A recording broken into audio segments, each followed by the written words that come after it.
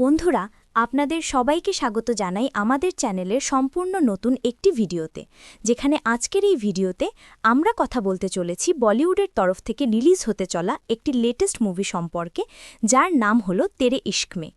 এই তেরে ইশক মে মুভিটি একটি লাভ স্টোরির ওপর ভিত্তি করে তৈরি এবং এই মুভির প্রধান চরিত্রে রয়েছেন সাউথ অ্যাক্টর ধানুষ এবং কৃতি স্যানন।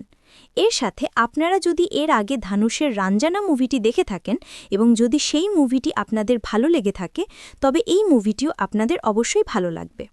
আর এর কারণ হলো এই মুভিটিকেও রাঞ্জানা মুভি থেকে অনুপ্রাণিত হয়েই তৈরি করা হয়েছে। এমনকি যারা মিলে রাঞ্জানা মুভিটি তৈরি করেছিলেন, তারাই সবাই মিলে এই তেরে ইশক মে মুভিটিও তৈরি করেছেন। আর সেই কারণেই আজকের এই ভিডিওতে আমি আপনাদের সবার জন্য এই মুভির সম্পূর্ণ স্টোরি এক্সপ্লেন করতে চলেছি, যাতে আপনারা ঘরে বসেই মুভির গল্পটি জেনে এনজয় করতে পারেন। চলুন এবার আমরা দেরি না করে আজকের এই দুর্দান্ত ভিডিওটি শুরু করি। তো বন্ধুরা, এই মুভিটি শুরু হয় ভারতের লে লাদাখ থেকে। আর মুভি শুরু হতেই আমরা সবার প্রথমে অ্যাক্টর ধনুষের সাথে দেখা করি, যার নাম এই মুভিতে হলো শঙ্কর।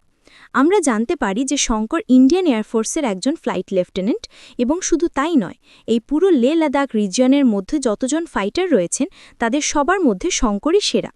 এবার মুভির এই শুরুর সিনটিতে আমরা দেখি যে এই সময় ইন্ডিয়া, পাকিস্তান এবং চায়নার মধ্যে টেনশন বা উত্তেজনা অনেক বেশি থাকে। সেই সাথে এটা সেই সময় যখন ইন্ডিয়া এবং পাকিস্তানের মধ্যে যুদ্ধ লাগার পরিস্থিতি তৈরি হয়, আর তাই এই সময় শঙ্করকে আকাশে পেট্রোলিং বা টহলের জন্য পাঠানো হয়। কিন্তু যখন শঙ্কর নিজের এয়ারক্রাফট নিয়ে আকাশে টহল দিচ্ছিল, তখন সে লক্ষ্য করে যে ইন্ডিয়ান এয়ারফোর্সের টেরিটরির মধ্যে একটি চাইনিজ শিপ বা জাহাজ আসছে। যদিও সেই সময় ওই চাইনিজ এয়ারক্রাফটটি ভারতের সীমানায় ঢোকেনি, কিন্তু শঙ্কর সেটা দেখা মাত্রই সেই এয়ারশিপের কাছে চলে যায় এবং চাইনিজ এয়ারক্রাফটের লোকেদের ধমকাতে শুরু করে, যাতে তারা ভারতে প্রবেশ না করে এবং ওখান থেকেই ফিরে যায়। এটা দেখে শঙ্করের সিনিয়ররা ওয়্যারলেসের মাধ্যমে তাকে বোঝায় যে সে যেন এমনটা না করে, কারণ তারই আগ্রাসন বা রাগের কারণে চায়নার সাথে তাদের যুদ্ধ শুরু হতে পারে। আর বন্ধুরা, আমরা দেখি যে ঘটনাটি ঠিক তেমনই ঘটে, কারণ চাইনিজ এয়ারক্রাফটের ভেতরের অফিসারেরা শঙ্করের কথা শুনে রেগে যায় এবং তারা যুদ্ধের প্রস্তুতি নিয়ে নেয়। কিন্তু যেইমাত্র ওই অফিসাররা যুদ্ধ করার জন্য নিজেদের এয়ারক্রাফট থেকে বাইরে আসার চেষ্টা করে, ঠিক তখনই শঙ্কর তাদের সবার উপর নিজের মিসাইল টার্গেট করে দেয়। আর এটা দেখে চাইনিজ অফিসারেরা ভয় পেয়ে যায় এবং তারা সেখান থেকে ফিরে চলে যায়। কিন্তু এসবের পর যখন শঙ্কর ল্যান্ড করে, তখন তার সিনিয়র তার সাথে দেখা করে এবং শঙ্করকে খুব বকাবকি করে। আমরা জানতে পারি যে শঙ্করের এই সিনিয়রের নাম গ্রুপ ক্যাপ্টেন শেখাওয়াত। তিনি শঙ্করকে বকতে বকতে বলেন যে তার এত রাগ দেখানো উচিত নয়। তিনি মানেন যে শঙ্কর একজন খুবই দক্ষ অফিসার, কিন্তু এত রাগ তার জন্য একদমই ঠিক নয়, কারণ এমনটা করে সে ডিসিপ্লিন বা নিয়ম ভাঙে এবং ভবিষ্যতে সে তাদের সবার জন্য বিপদ ডেকে আনতে পারে। এছাড়া শঙ্কর আকাশে তার সিনিয়রের অর্ডারও অমান্য করেছিল, তাই গ্রুপ ক্যাপ্টেন শেখাওয়াত তার ওপর এনকোয়ারি বা তদন্ত বসান এবং একটি পরামর্শ দেন যে শঙ্করের একজন ডাক্তারের মাধ্যমে কাউন্সেলিং করানো হোক। যখন এটা নিশ্চিত হওয়া যাবে যে শঙ্করের রাগ শান্ত হয়েছে এবং সে অফিসার হওয়ার যোগ্য হয়েছে, একমাত্র তখনই শঙ্করকে এয়ারফোর্সে আবার এন্ট্রি দেওয়া হবে, আর ততদিনের জন্য শঙ্করকে বিমান ওড়ানো থেকে নিষিদ্ধ করে দেওয়া হয়। এবার বন্ধুরা, তদন্ত শুরু হওয়ার পরই আমরা দেখি যে এই রিকোয়েস্টটি সোজা দিল্লিতে আসে। আর দিল্লিতে ইন্ডিয়ান এয়ারফোর্সের হেডকোয়ার্টারের ভেতর আমরা দেখি যে এই রিকোয়েস্টটি দেওয়া হয় সোজা ডাক্তার মুক্তিকে। আমরা দেখি যে এই ডাক্তার মুক্তি আর কেউ নয়, বরং কৃতি স্যানন। আর যেমনটা আমরা মুভির ট্রেলার থেকে জানি যে এই মুভিতে শঙ্কর এবং মুক্তির আগে থেকে একটি বড় কানেকশন আছে। কিন্তু বন্ধুরা, সেই কানেকশনটা কি সেটা আমরা পরে জানতে পারবো। এখন এখানে দিল্লিতে ডাক্তার মুক্তি যখনই শঙ্করের ফাইল পায়, তখন ফাইলের ভেতর শঙ্করের নাম এবং ছবি দেখে সে অবাক হয়ে যায়। সেই সাথে আমরা এটাও লক্ষ্য করি যে এই সময় ডাক্তার মুক্তি প্রেগনেন্ট বা গর্ভবতী, কিন্তু প্রেগনেন্ট হওয়ার সত্ত্বেও সে বলে যে সে এই কেসটি অবশ্যই নেবে এবং শঙ্করের কাউন্সেলিং করতে যাবে। এরপরে আমরা দেখি যে ডাক্তার মুক্তি সোজা লাদাখে আসে এবং সেখানে এসে শঙ্করের সাথে দেখা করে। কিন্তু বন্ধুরা, যেই সে শঙ্করের সামনে আসে, আমরা লক্ষ্য করি যে শঙ্কর সামনে থেকে বমি করার বাহানা করে সেখান থেকে চলে যায় এবং তার সিনিয়রকে বলে যে তার বমি পাচ্ছে। আর বন্ধুরা, এটা দেখেই আমরা বুঝতে পারি যে শঙ্কর এবং মুক্তির মধ্যে অতীতে এমন কিছু হয়েছে যার কারণে শঙ্কর মুক্তিকে ভীষণ ঘৃণা করে। এবার বন্ধুরা, ঠিক এরপরই ফ্ল্যাশব্যাক আসে আর কাহিনী চলে যায় সোজা 7 বছর পেছনে। দিল্লিতে বর্তমান সময় ঠিক 7 বছর আগে আমরা দেখি যে দিল্লির একটি কলেজের ভেতর শঙ্কর এবং মুক্তি দুজনেই পড়াশোনা করত। কিন্তু এই কলেজের ভেতরে এদের দুজনের জীবন ছিল সম্পূর্ণ আলাদা। মুক্তি ছিল একটি খুবই ধনী পরিবারের মেয়ে, আর অন্যদিকে শঙ্কর ছিল একটি খুবই সাধারণ পরিবারের ছেলে। সেই সাথে শঙ্কর ছিল এই পুরো কলেজ এবং দিল্লি ইউনিভার্সিটির প্রেসিডেন্ট, এবং সে এতটাই রাগী ছিল যে সে সবসময় মারামারি করত। এছাড়া শঙ্করের সাথে তার 10-20 জন গুন্ডা সবসময় থাকত, যারা নামেই ওই কলেজের ছাত্র ছিল, কিন্তু শঙ্করের সাথে মারামারি করত।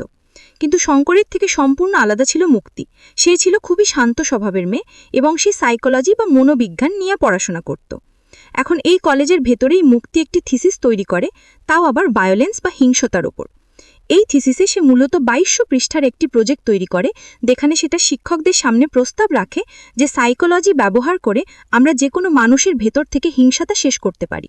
অর্থাৎ যদি কোনো ব্যক্তি খুব বেশি রাগীও হয়, তবুও সাইকোলজি ব্যবহার করে তাকে ধীরে ধীরে শান্ত করা সম্ভব এবং তার মনের রাগ পুরোপুরি শেষ করা সম্ভব। কিন্তু বন্ধুরা, যেই সময় মুক্তি তার থিসিস প্রজেক্টের কথা বলছিল, ঠিক সেই সময় ওই হলেই শঙ্কর একটি ছেলেকে মারতে মারতে নিয়ে আসে, এবং হলের ভেতরে সে তার বন্ধুদের সাথে মিলে ছেলেটিকে খুব বাজেভাবে পেটায়। আর সেটা শুধুমাত্র এই কারণে যে ওই ছেলেটি ইলেকশনে শঙ্করের বিরুদ্ধে দাঁড়িয়েছিল। এখন বন্ধুরা, মুক্তি যেই শিক্ষকদের সামনে প্রস্তাব রাখছিল, তারা শঙ্করের এই ড্রামা দেখা মাত্রই খুব রেগে যান এবং তারা মুক্তিকে বলেন কোনো মানুষের ভেতর থেকে হিংসা শেষ করা অসম্ভব। তাই তারা মুক্তিকে বলেন অন্য কোনো প্রজেক্টে কাজ করতে এবং এই হিংসাতার প্রজেক্টটি ছেড়ে দিতে। কিন্তু বন্ধুরা, মুক্তি নিজের কথায় অনড় থাকে। তাই সে সিদ্ধান্ত নেয় যে সে যদি শঙ্করের মন থেকে হিংসাটা দূর করতে পারে, যে কিনা এমনিতেই খুব হিংস্র মানুষ, তাহলে সে এই উপায় শিক্ষকদের সামনে তার রিসার্চ সম্পূর্ণ করতে পারবে এবং প্রমাণ করতে পারবে যে সাইকোলজির মাধ্যমে হিংসা শেষ করা সম্ভব। এখন বন্ধুরা, এই বিষয়টি মুক্তির জন্য একটি চ্যালেঞ্জ হয়ে দাঁড়ায়। চ্যালেঞ্জটা ছিল তাকে যে কোনো মূল্যে শঙ্করের ভেতরের হিংসতাকে শেষ করতে হবে এবং শঙ্করকে একজন জিরো অ্যাঙ্গার বা রাগহীন মানুষ বানাতে হবে, যাতে সে তার থিসিসের অনুমোদন পায়। যদিও বন্ধুরা, এখানে শঙ্করের সাথে মুক্তির দেখাও হয় এবং এক পলকেই শঙ্করের মুক্তি বেশ ভালো লেগে যায়। কিন্তু ঠিক সেই সময় তার মারামারির কারণে সেখানে পুলিশ আসে এবং তারা শঙ্করকে ধরে নিয়ে যেতে থাকে। কিন্তু যাওয়ার আগে শঙ্কর মুক্তিকে বলে যে সে এরকম মারামারি প্রায়ই করে, তাই কমলানগর পুলিশ স্টেশনে তার রোজকার আসা যাওয়া, তাই যদি মুক্তি তার সাথে দেখা করতে চায় তবে সেখানে আসতে পারে। এখন বন্ধুরা, এরপর আমরা দেখি যে শঙ্কর এবং তার এক বন্ধু, যার নাম বেদ, তাদের দুজনকে পুলিশ ধরে সোজা সেলে ভরে দেয়। কিছুক্ষণ পরই পুলিশ স্টেশনে শঙ্করের বাবা আসেন। শঙ্করের বাবাকে দেখেই আমরা বুঝতে পারি যে এই চরিত্রে অভিনয় করেছেন প্রকাশ রাজ। আমরা জানতে পারি শঙ্করের বাবা পেশায় একজন উকিল, যিনি কাছেরই 30,000 কোর্টে নোটারির কাজ করেন এবং এই কাজ করে তিনি খুব কম টাকা আয় করেন, যা দিয়ে তার এবং তার ছেলের কোনো রকমের দিন চলে। কিন্তু শঙ্কর তবু বাবার পরিস্থিতি বোঝে না এবং সে শুধু মারামারি করে এবং হার মানিয়ে নেয়। এখন এখানে শঙ্করের বাবা তাকে ছাড়াতে আসেন, কিন্তু শঙ্কর তার বাবার সাথেও রাগের সুরে কথা বলে এবং বলে যে তার সাহায্যের প্রয়োজন নেই। একথা শুনে শঙ্করের বাবা রাগে সেখান থেকে চলে যান, কিন্তু কিছুক্ষণ পরে পুলিশ স্টেশনে মুক্তি আসে এবং সে শঙ্কর ও তার বন্ধুকে ছাড়িয়ে নিয়ে যায়। এরপর মুক্তি শঙ্করকে নিয়ে একটু জায়গায় যায় এবং সেখানে বসে তার সাথে কথা বলা শুরু করে। এখানে মুক্তি শঙ্করকে তার প্রপোজাল দেয় এবং বলে যে সে আসলে সাইকোলজির ছাত্রী এবং সে মানুষের ভেতর থেকে হিংসাতে মেটানোর একটি প্রজেক্টে কাজ করছে। তাই সে চায় শঙ্কর যেন তার এই প্রজেক্টে সাহায্য করে এবং তার সব কথা শোনে। সে শঙ্করকে জানায় যে কলেজের সব টিচাররা তাকে নর্দমার কিট বলে এবং তারা বলে যে শঙ্করের মতো মানুষ কখনোই শুধরাতে পারে না। কিন্তু মুক্তি বলে, আমি তোমাকে শুধরাতে পারি, তাই আমি চাই তুমি আমার কথা শোনো, যার বিনিময়ে আমি তোমাকে একজন ভালো মানুষ বানাবো। কিন্তু মুক্তির এসব কথা শুনে শঙ্কর বলে যে আসলে আমি তোমার কথা মানবই কেন? তুমি আমার উপর এক্সপেরিমেন্ট করবে, নিজের মতো কাজ করাবে, আমার রাগ শান্ত করে ভালো মানুষ বানাবে, কিন্তু আসলে আমি তো এরকম কিছু হতেই চাই না। তাই তুমি বলো আমি তোমার কথা মানবো কেন? শঙ্করের কথা শুনে মুক্তি বুঝতে পারে যে এভাবে কাজ হবে না, তাই সে চুপচাপ বাড়ি চলে যায়। পরের দিন যখন তারা কলেজে আসে, তখন আমরা দেখি কলেজে মুক্তির সাথে জাসি নামের একটি ছেলের পরিচয় হয়। জাসি সেখানে ছাত্র নয়, বরং একজন পার্ট টাইম প্রফেসর হিসেবে এসেছিল। তবে কিছুদিন পরেই জাসি উচ্চশিক্ষার জন্য বিদেশে চলে যায়। কিন্তু কলেজে থাকাকালীন জাসি ও মুক্তির মধ্যে খুব ভালো বন্ধুত্ব গড়ে ওঠে। এদিকে মুক্তির মনে পড়ে তার থিসিস পেপারটি শেষ করার কথা, তাই সে আবার শঙ্করের খোঁজে যায়। কিন্তু গিয়ে দেখে ভ্যালেন্টাইন্স ডেতে শঙ্কর কলেজের সমস্ত কাপলদের বিরক্ত করছে এবং বাজি ফাটাচ্ছে। শঙ্করকে এর কারণ জিজ্ঞাসা করলে সে বলে যে আমার জীবনে যখন প্রেম নেই তখন অন্যদের কেন শান্তিতে থাকতে দেব। এটা শুনে মুক্তি তাকে একটি প্রস্তাব দেয়। সে বলে, যদি এটাই সমস্যা হয় তবে আমি তোমার গার্লফ্রেন্ড হচ্ছি, কিন্তু মনে রেখো এটা শুধুই কাজের জন্য। এই ডিলের মাধ্যমে তুমি সবার সামনে গার্লফ্রেন্ড পাবে আর আমি আমার প্রজেক্ট শেষ করতে পারবো। শঙ্কর প্রথমে রাজি হতে চায় না। তখন মুক্তি কিছুটা রেগে গিয়ে বলে যে এই শহরে তুমিই একমাত্র এমন ছেলে নাও, আরও অনেক আছে, তুমি রাজি না হলে আমি অন্য কাউকে খুঁজে নেব। মুক্তির এই জেদ দেখে শঙ্করের হাসি পায় এবং সে রাজি হয়ে যায়। এরপর থেকে মুক্তি কাজের খাতিরে শঙ্করের সাথে সময় কাটাতে শুরু করে এবং শঙ্কর তার এক্সপেরিমেন্টে সাহায্য করতে থাকে। মুক্তি শঙ্করের সাথে মিশতে শুরু করে এবং তাকে খুব কাছ থেকে পর্যবেক্ষণ করে।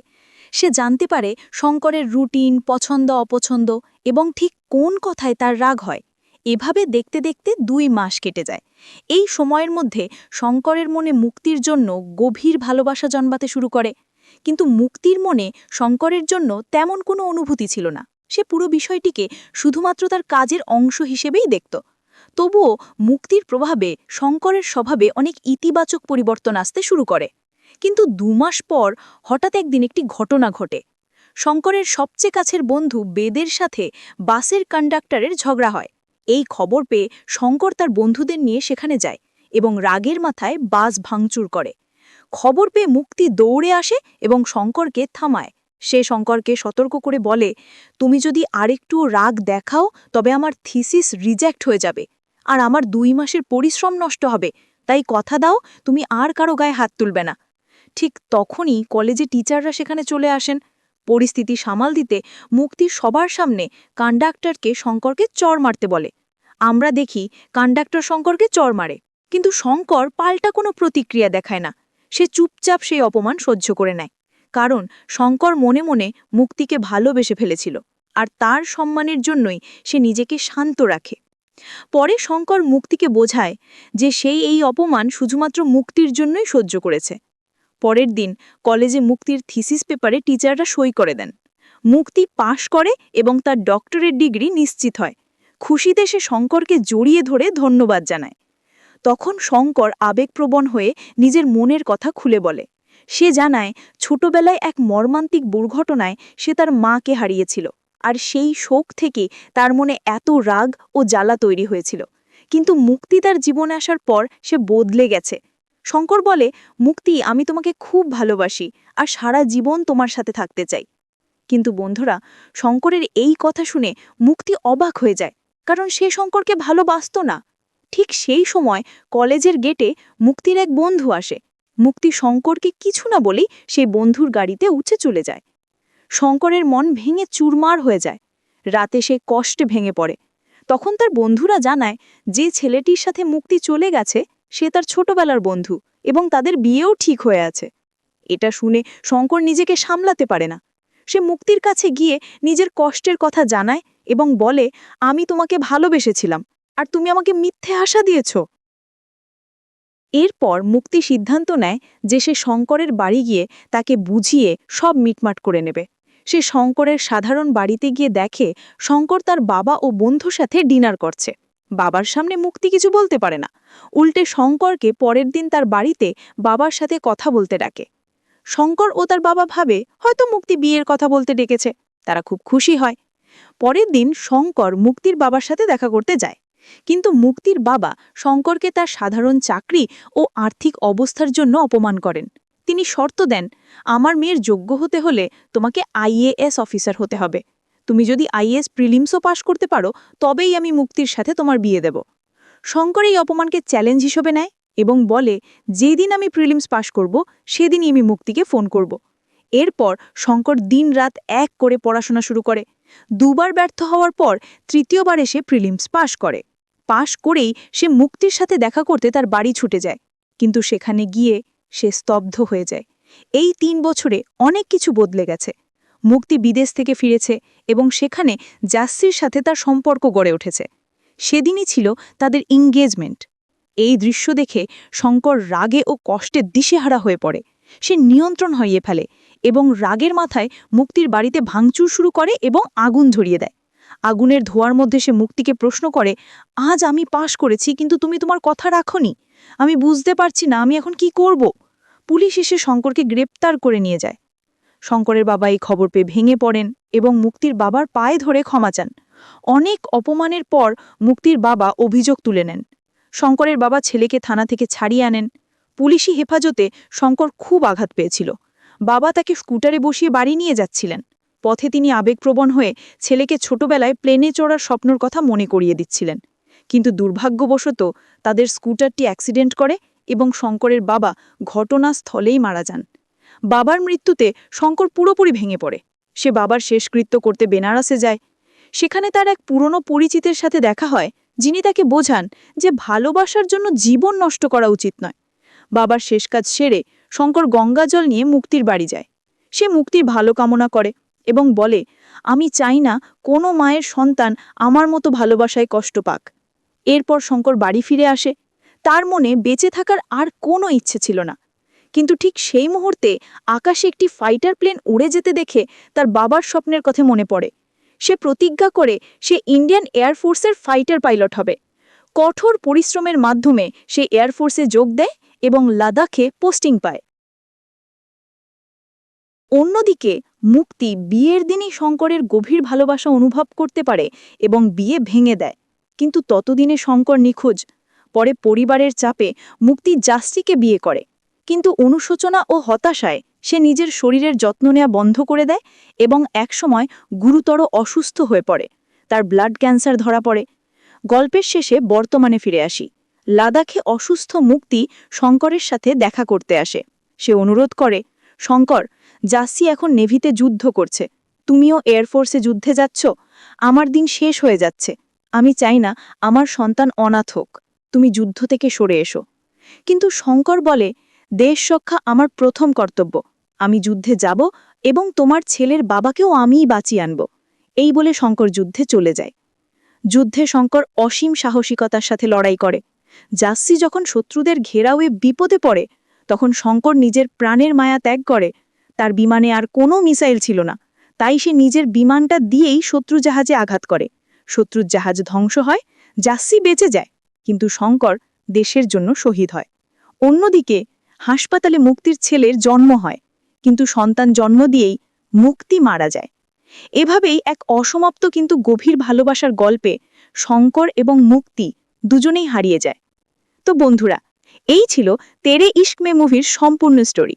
ভিডিওটি আপনাদের কেমন লাগলো তা কমেন্টে অবশ্যই জানাবেন। ভালো লাগলে লাইক করবেন। দেখা হচ্ছে পরের কোনো দুর্দান্ত ভিডিওতে।